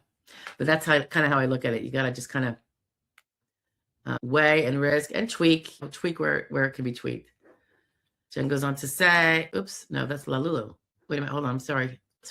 Yes, it did, and I didn't know it was going to happen. My lawyer called me. They had a hearing. Was it oral argument? I assume the SSA was there to defend its decision. My lawyer called me and told me about it. But there is also corruption and denial rates. Past judges talk about it on YouTube. Keep in mind, some of them are trying to make a little penny on clickbait. So, but there probably is, look up what is it, Eric Kahn case? I believe there were judges, lawyers, and doctors all corrupt. And what was it for, Jen? It wasn't for denial rates. It was for false awards. So it goes both ways. When you're dealing with humans, we humans have a tendency to have a streak of deception and greed. And for some, it gets the better of them and it usurps their morals and their values and everything else. I don't know. I will say also, there was a judge who got removed. I had him in a case and he awarded my girl and I was shocked.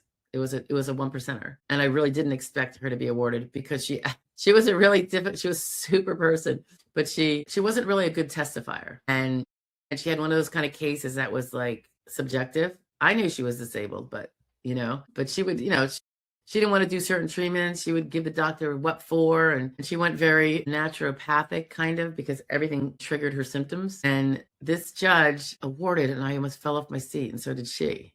We both knew it was a tough case and we were thrilled. A few months later, what happened? I got a letter saying, we're scheduling you for hearing. And I called up the hearing scheduler and I said, what do you mean? We had a hearing. And it went quite well, actually. We didn't have a decision, by the way. The judge told, the indication on the record was that we were. And she said, I don't know, but he's not here and all his cases have to be redone. I was like, shit.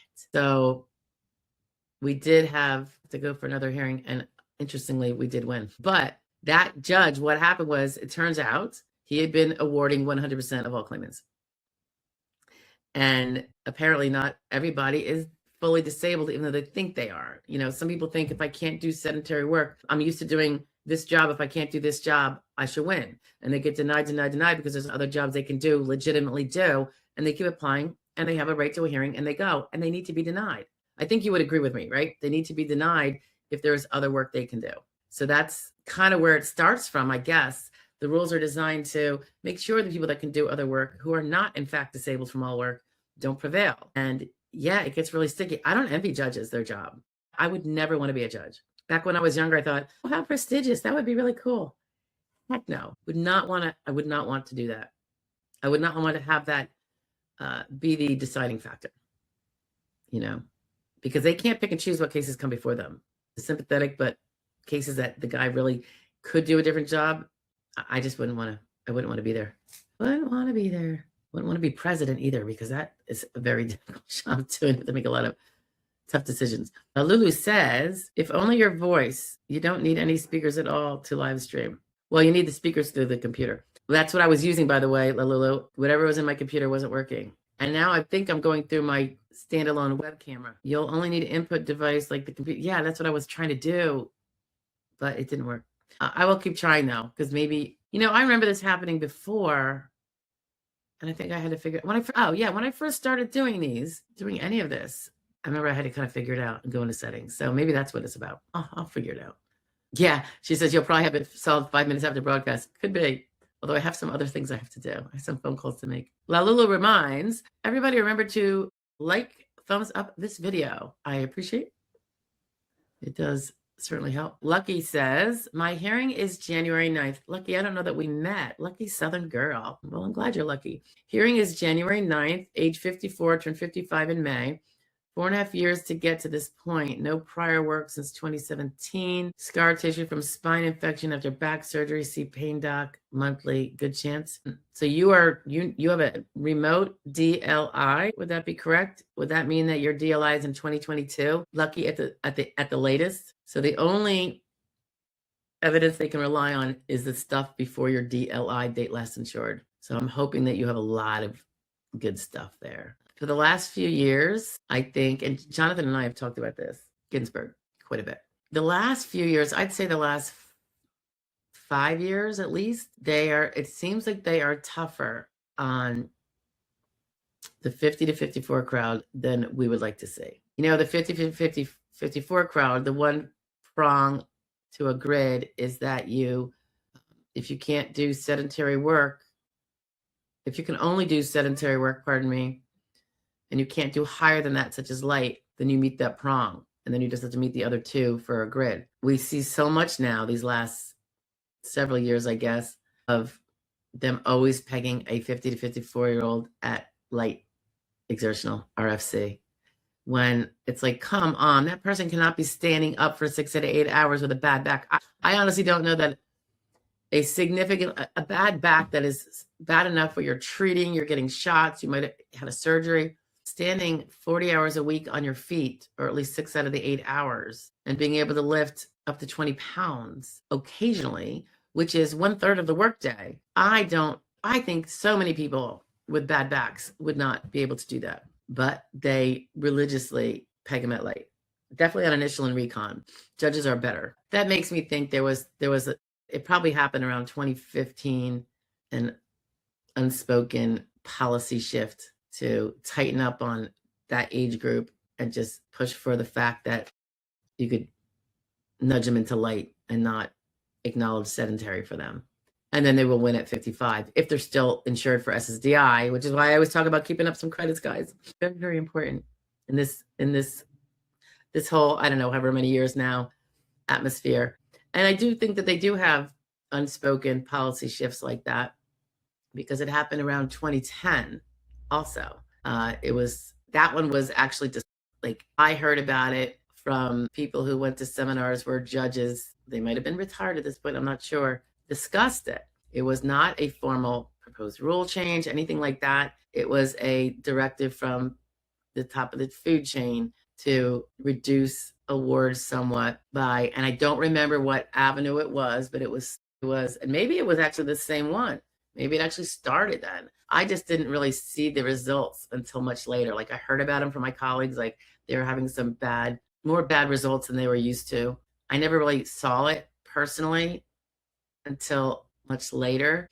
And it might only just be because we do things differently down here. We work on recon, we work on, on initial. It can change the trajectory, I think, because you're also nagging your client. You got to go do this, you got to go do that if you want to build your case. It makes a difference. It's a nag. I'm a nag, but it makes a difference. I think it's very possible that there was some sort of unofficial policy shift. And I can't even say if it was the one from 2010 just vamping up or whatnot, but it's probably been about 5 years. I mean, I know some people that won't take an under 55 case now. I do, but obviously, but I get it. I get it. They got to keep their doors open, depending on what their needs are, financially anyway. Yeah, go figure out what your prior records are, Lucky, and up to whenever your DLI is, and go through them and see if you've forgotten any providers. That's a really easy thing to do. Someone that you forgot from the time you stopped working in 2017, or even right before then, that you didn't include.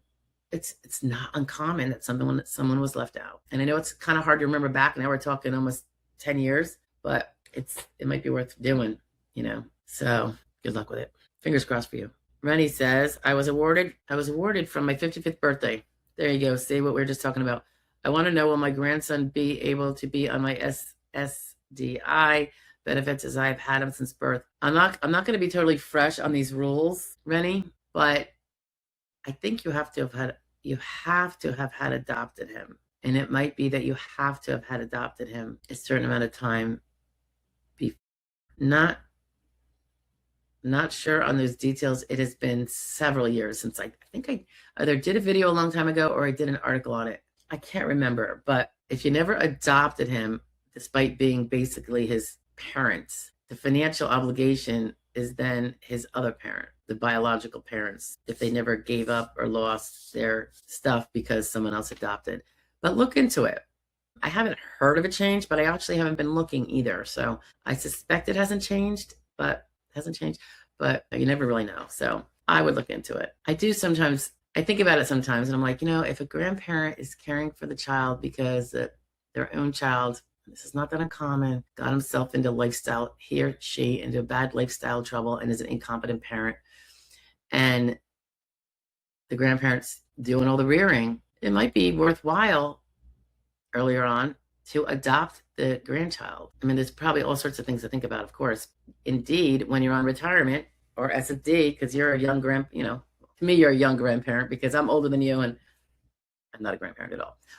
And my kids are, one of them still a minor, but I feel like it's something to think about, because then you're adopting him, you're paying for him anyway. You would get 50% of whatever your benefit is added to your household income to help support that child. Let's say you're well able to support the child. You don't need that. Okay, so what? Take that 50% and use it for his portion. And then you have a certain amount of money extra that you can now make a big savings for him. So when he's older and you know that he's straight and narrow and able to handle it, you can give it to him, right? You could have it put in a trust. You could hand it to him outright, but it would be, your money to do with what you want, because you already, even with the benefits, you supported him to X amount. You don't want to keep that as, I'm not spending his money. Well, then he's going to get it at 18, and you know what they're going to do with it at 18. Probably nothing good, but there's other ways you can handle it. Ultimately, just document that, no, I spent his benefits on his portion of the rent and his, and then you could, because you're not spending on that now from your own monies can go into savings, and you could leave him much more. You're not going to be here forever. We're all going someplace, right? Anyway, just a tangential idea. MD says, I just asked the doctor for the high-tech HIPAA records. They told me all these charges I would have to pay per page. See, you can't ask him for the high-tech HIPAA records. The records are not high-tech HIPAA. Your form is a specific form. I have a copy if you need it. I reiterated the high-tech HIPAA, and she said she would have the records, the department call me. Did you actually use a high-tech HIPAA? It's a certain language. A regular HIPAA doesn't cover high-tech. So if you have troubles, just say, you mentioned on the thing that I could ask you for your copy of a high-tech. Mine's I put a little fun into mine. I give them a little what for, and the one that my clients are allowed to use. So, and by the way, when I say my clients are allowed to use it, we facilitate faxing for them and all that, and the timing, and we do it all. But it's their high-tech HIPAA. It's not, our name is not on it, because otherwise it would defeat, because SIOX said, oh, no, we can't see an attorney name on that, or else we get to charge them out the yin yang. So, when they throw they play by funny rules, you play back. Lucky, you are very welcome. Thank you for being here. Happy Wednesday, girl or boy. Oh, girl, yeah. She says, I apologize. I don't know what DLI means, date last insured. So for SSD, when you were paying taxes all those years on that work you did, you were paying Social Security tax, and that earned you credits. It basically paid your premiums for the term insurance known as Social Security disability insurance. Term insurance ends when you stop paying in, and you stopped paying in 2017 or before. The most your window of being insured would last in that term, since you paid the premiums at 17, is 5 years. That's the most. It can be less if you were like had taken off a couple years before then, here and there, because you wouldn't have paid the premiums to have the certain amount of credits you need. It basically comes down to 20 quarterly credits have to be earned and paid for in the 10 years before the date you claim you were disabled. And you always have to say you were disabled while you were still insured, blah, blah, blah. She says, I have monthly doc visits, but my pain doc and my primary both have policies to not do any disability work. That is the majority of doctors, so don't worry about it. If their records are good, you won't need that. If you had them fill out, opinion forms or whatever about what you can do and not do, there's a good chance they would screw it up because they don't know the law and what answers tip you under or tip you slightly over whether you're disabled or not. So I wouldn't worry about that. The vast majority of medical providers are not caring enough to their patients to even bother. I've had some say they'll charge them $500. I think it's disgusting, but that's me. I mean, they're treating you. If they had competent records, you wouldn't need them to clarify what they meant and what they know about you. So don't get me started. They tick me off. All right. MD says, I told her I needed the last one included from 2 days ago. And she said the doctor had not closed it out yet.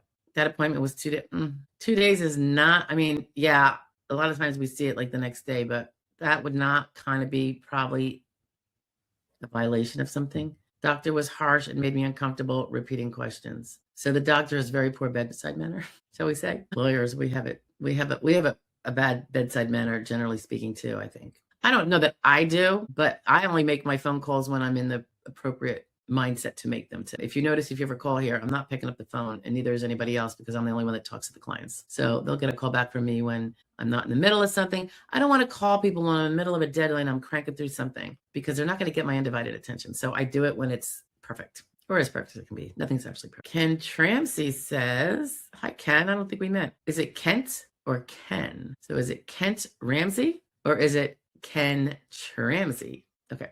I'm thinking maybe it's Kent Ramsey. I applied in October and have already had a CE last week. That's fast. Since I have applied, had an x-ray showing degenerative facet disease of the spine, took the info with me and the doctor would not look at it. Yeah, don't worry about that. Remember, the exam is not so he can study your medical history. It's about what you can and cannot do as per his examination of you. What's kind of objectively there, right? So I know everyone wants to bring them the whole set of records and this and that. And sometimes I'll be like, yeah, if you want to bring an MRI or whatever, if it's recent, but they still have to do the test they have to do. And that's going to be the answers, not what some diagnostic says, because an MRI with a herniated disc doesn't really mean anything if you're still strong, have great balance and can lift and can walk unlimited, so it's really going to be their test results. They're arguably silly test results, but that's kind of how that works out. I don't give a lot of mustard to bringing selective records. It's not that I don't think it can be okay. And we've talked about this before. I just think you can't expect that it's going to make a difference. I used to be a little perturbed that the DDS didn't send a bunch of records. Sometimes they sent, well, it wasn't, I was perturbed that they didn't send the records. I would be perturbed that they would cherry pick ones that if you're going to send them, send this. You know what I mean? But I've since kind of even pulled back. I mean, I still agree with what that position was of mine. But in terms of feeling upset that he won't look at the records, again, he knows you're cherry picking. So think about it. Right? You're understandably trying to steer him in a direction by sending him this MRI report. What if there was another MRI report that you haven't given him that says a complete opposite? So I can't really say I disagree, And I will say also, they don't get paid much. I mean, it's not, as I saw one, it was like $200. So that's not too bad considering they give you 5 minutes of their time. Some of them give more than that though. But it used to be like $90. I don't know. And I was like, well, I can kind of get it while they're not going to really put too much time into these things because they still have to produce the report, which is why the reports are probably really sketchy. Lucky says, can't I be considered 55 since I turned 55 3 months from the hearing? That will depend on, I did a video on this. I think I described, it's like particular, and I don't remember the exact details of how it works. You'd have to watch the video. And I think there's a link, there's an SSA page you can look at that describes when they can consider you 55. But in your case, Lucky, wait a minute, just to confirm, are you the one that hasn't worked since 2017? Yeah. All right, that's not going to help you at all anyway, because they can't consider the evidence now and your age now, because if they decided you're disabled now, you still don't get Social Security because, well, if it's Social Security disability, because you're no longer insured now, you have to prove it from the records from before and what age you were then. If you're SSI, and if you should be SSI and aren't, you're going to want to pop in, probably too late now, but SSI doesn't have that date last insured, and they can look at everything all the way up to the present.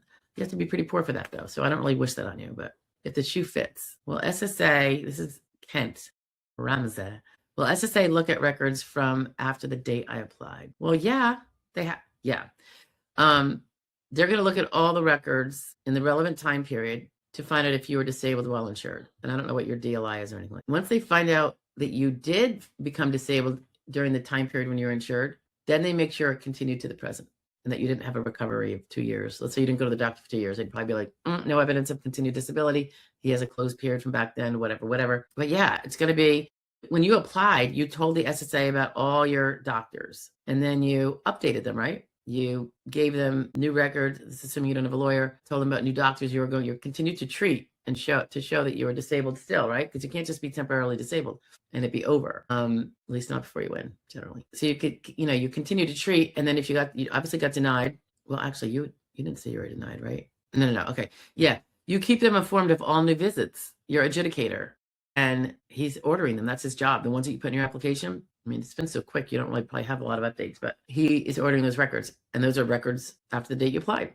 Right? Everything that he's going to order them. If you said you were seeing Jones back when you applied in October, he's going to order records from Jones to the present.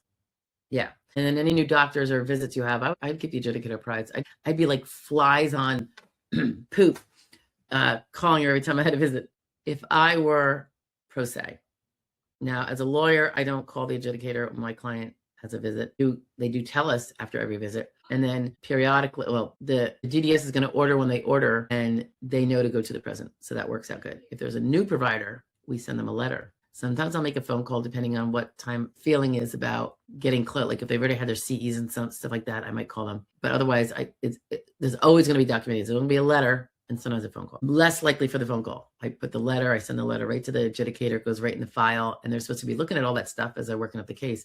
And they'll be like, oh, now he's seeing Dr. Smith. Okay, let's order those. We like to do it in real time like that, ongoing, because we don't know when the adjudicator is going to pull the plug and make a determination.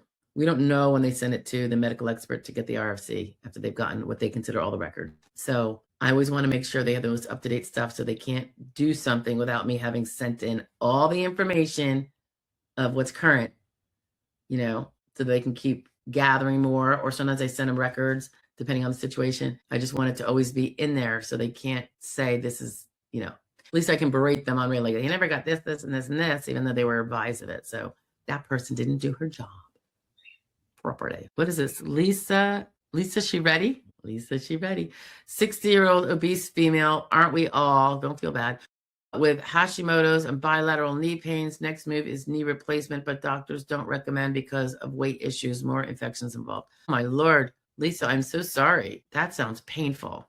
So where are you at? Did you have a question? Did you apply? Do you have a lawyer? Where are you in the process? MD77 says, I've only seen him twice. This is the anesthesiologist, right? But it's hard to have my conditions and then have a doctor seem angry with me or skeptical. Such is life. Don't take it personally. He obviously doesn't mean it personally against you, but maybe switch doctors if you don't like him. If you don't think he believes you, then he shouldn't be treating you, first of all, for what he doesn't believe.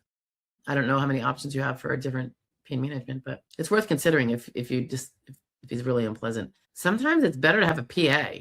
You guys ever find that? Or a nurse practitioner? I find some of them to be really good. The ones I've used seem really good. And that's pretty much most of them. I mean, I don't really see a doctor anymore. I see the PA. Unable to do any jobs now. This is Vivi. Unable to do any jobs now. I have medical records for about 1 year, but have had conditions severe for a minimum of 2 to 3 years now. Continuing appointments, but holes in attending because of symptoms, not non-compliance. When you report you're canceling an appointment, message them in the portal if there is one and say exactly why. I'm not sure. Let me just go back and see. My eyes are starting to bleed, guys. It's been 2.5 hours. Vivi. I think my voice is starting to go. I'm a yapper, aren't I? Vivi, I can't even see. Okay. SSI Recon with a severe. I'm scrolling back up to refresh myself. with a severe mental health disability, meeting listings. Okay. So, Vivi, you have mental health plus a ton of physical. Wait a minute. Now I'm getting mixed up. Yeah, sorry. I'm not sure what the question is here.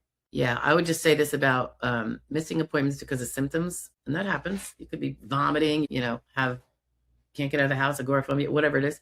You need to, I would say, document that file to the doctor. And doing it through the portal means it can't be taken out, I don't think. Not under law anyway. That is so annoying. Yeah, so at least it's in there and it'll be clearly not non-compliance, or it's not gonna replace the fact that you don't have the evidence for those visits. So you gotta make them, you're gonna want to get tough and get those in there, but it'll at least, be a fight against the non-compliance, any of that kind of allegation. Lucky, you are very welcome. Renee.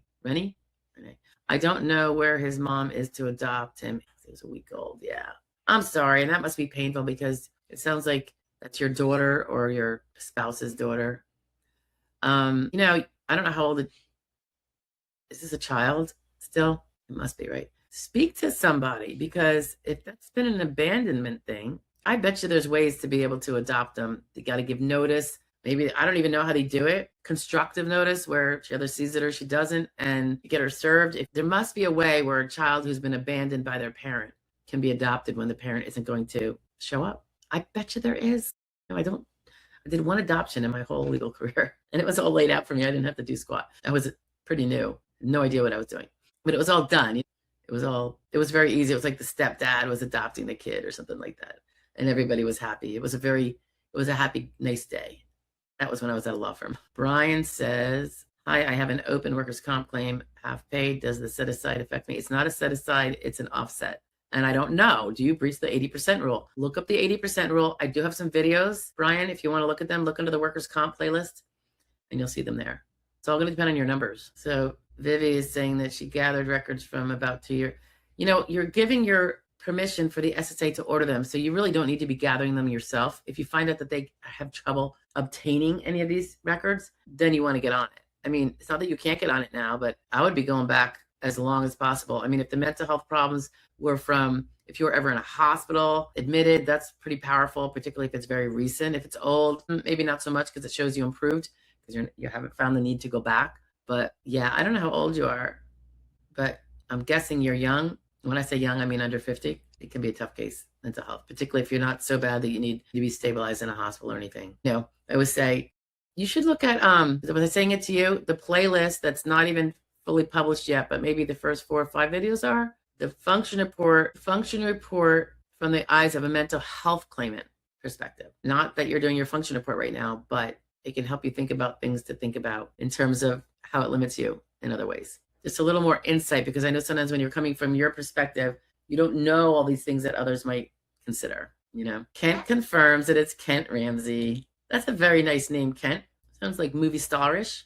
Lucky loves the bird. Yeah, she's very sweet. Do you want another cookie? I think I told you guys this before. If you're like eating and she's hungry, she doesn't seem that hungry now. I just filled her bowl before she left, and I kept her in there as long as possible so she'd eat as many seeds and nuts as she could, because she'll demand people food, and she gets very spoiled here because I guess she probably got a little bit from her mama. Probably not as much as she has here. But if you're eating something and she sees you across the room and she'll go, hey. I mean, she will literally say it like that. Hey. And we're like, what? Oh, you want some of this? I mean, she has a sweet tooth. I know this is so bad. But she's 31 years old. She's a middle-aged girl. She should be able to eat a little bit of fun stuff, right? As long as she has her other stuff. I made her something with the pellets that the vet said, oh, birds should have pellets and not this man-made pellet stuff. It has all the nutrients. The seeds are horrible in terms of they don't do squat. Okay, that's great, but my birds wouldn't eat the pellets. I guess they taste terrible. So then I ground them up. I mixed them up with stuff that was, aside from being a pain in the rear, I couldn't tell if it was really working. So this time I bought snack pack pudding, and I added the ground pellets that we do in the blender and gelatin, because that's got like protein and stuff. And I mix it because it makes it thicker. And then I put it's not so thick. I kind of want it thicker, but I don't want to take away too much of the vanilla flavor. This time it's vanilla. This is my first time. So I don't know. I go off on a tangent.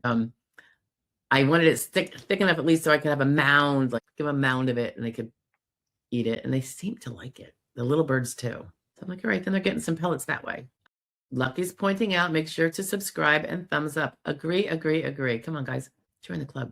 Lucky says, I think I listened to your grid video last night, if that's the one you mean on 55. Yep, probably. There might be a few of them. Yeah.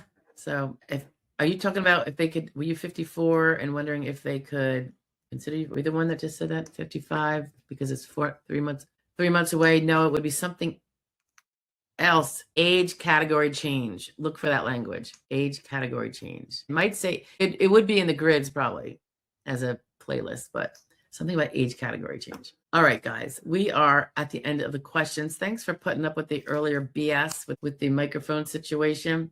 Oops, MD has a question. I'll get to it. MD, I promise. I appreciate it. I'll get it all straightened out. MD says, if the care summer is still open by a day before the osteopathic manipulation appointment, I'm tempted to cancel. Everyone in the office warned me he was a jerk. Okay, yeah. I mean, I would say if it's not up within a week, I would message him personally, be like, Dr. So-and-so, please put up the progress notes. Although you don't want to really piss off your doctor either. So I don't know. I would be curious as to if there is a hard, fast date by which they must do it in that law. I don't know. If I ever get a clone or otherwise get a bug up my rear about it, I'll look it up and I'll report back. Lisa says, sorry, I did apply but didn't finish process. Also 1 year unemployed. So going to reapply, but I started going back to school part-time. How does it affect my case? Can't do delivery work nor sedentary. Lisa, were you the one that, am I terrible? I can't remember all the details. Yeah, 60 years old, 1 year unemployed. I don't know when you stopped work. If you want me to look at it, Lisa, I don't know. If you want, do the at the website, joydisability.com, upper left is a link that says free disability evaluation. Fill that out. Note on there so they see it that you spoke to me and I said I would look at your case and they can pop it right over to me. They don't have to go through their eval. Okay. I'm more than happy to. I mean, if you have a lawyer, then you don't need to do that. I don't want to step on anybody's toes, but otherwise next week, it's next week. Yeah, I would hope by then it would be up, MD. I agree. Zadik says, wanted to thank you for your suggestion regarding PCP.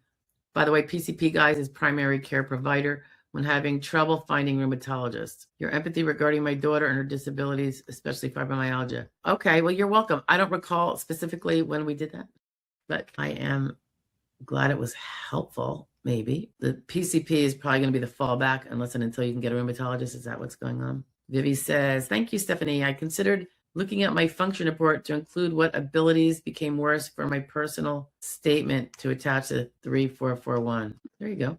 Tiffany says, fibromyalgia gave me the strength to continue giving her the support she needed. Her disability was approved. Oh my gosh, I'm so happy. Thank you for telling me that, because that really makes me feel like sometimes responding to those questions ad hoc can actually make a difference sometimes, putting that time in. So I appreciate it. Keeps us going, Danny Array. So Jay, I was in class today, forgot everything, but I was here. I know you were here. I'll talk to you later, Danny. All right, guys, I'm definitely going to cut out since we're almost 3 hours in. But again, we lost the 20 minutes, so that's on me. Thank you guys for hanging out, showing up, and I hope to see you next Wednesday. Hopefully my speaker situation will be perfect. And yeah, definitely stay tuned and try to visit the dailies if you can. That would be helpful. And on Sundays, we kind of do a little quickie about what was in a prior week for the dailies. So you can look at that too. It's all appreciated when you visit, like, and subscribe, as they tell me I should be asking for. So thank you so much. And if you came here just now, Mohawk, I'm going to squeeze you in and then nobody more. You understand? Got to come earlier. So I applied back in 2019, Mohawk says, and 2021 for SSDI. So it sounds like he applied twice. I never appealed to the ALJ level. I applied in 2023 again and was just found fully favorable with onset of July of 2018, a year before I even applied. Awesome. I wonder if he opened up any of the priors so that you could have bigger back benefits. Do you know about that? That's awesome, Mohawk. I'm very glad for you. Thank you for sharing that. See, guys, when there's a will, there's a way. Perseverance sometimes is what it takes. But I will always still push on the fact that if you're going to wait as long as Mohawk did, he was very fortunate. He was able to prove back to 2018. If he didn't, he might not have had a win, even if they found him disabled, because his DLI, date less insured, may have expired and he would not be insured at the later date when he became disabled. So that's why it's so important to consider keeping your credits going, even if it means working part-time, self-employed in something you don't love, but just to make enough, very part-time. So read up on that, because it's Some of you who have a dragged out situation, particularly you young people, it could be the difference between getting it when you get a little bit older than you are and not getting it at all. And not getting it all, if you don't go back to work, it's going to crush your retirement benefit and you might be stuck on SSI forever once you're 65.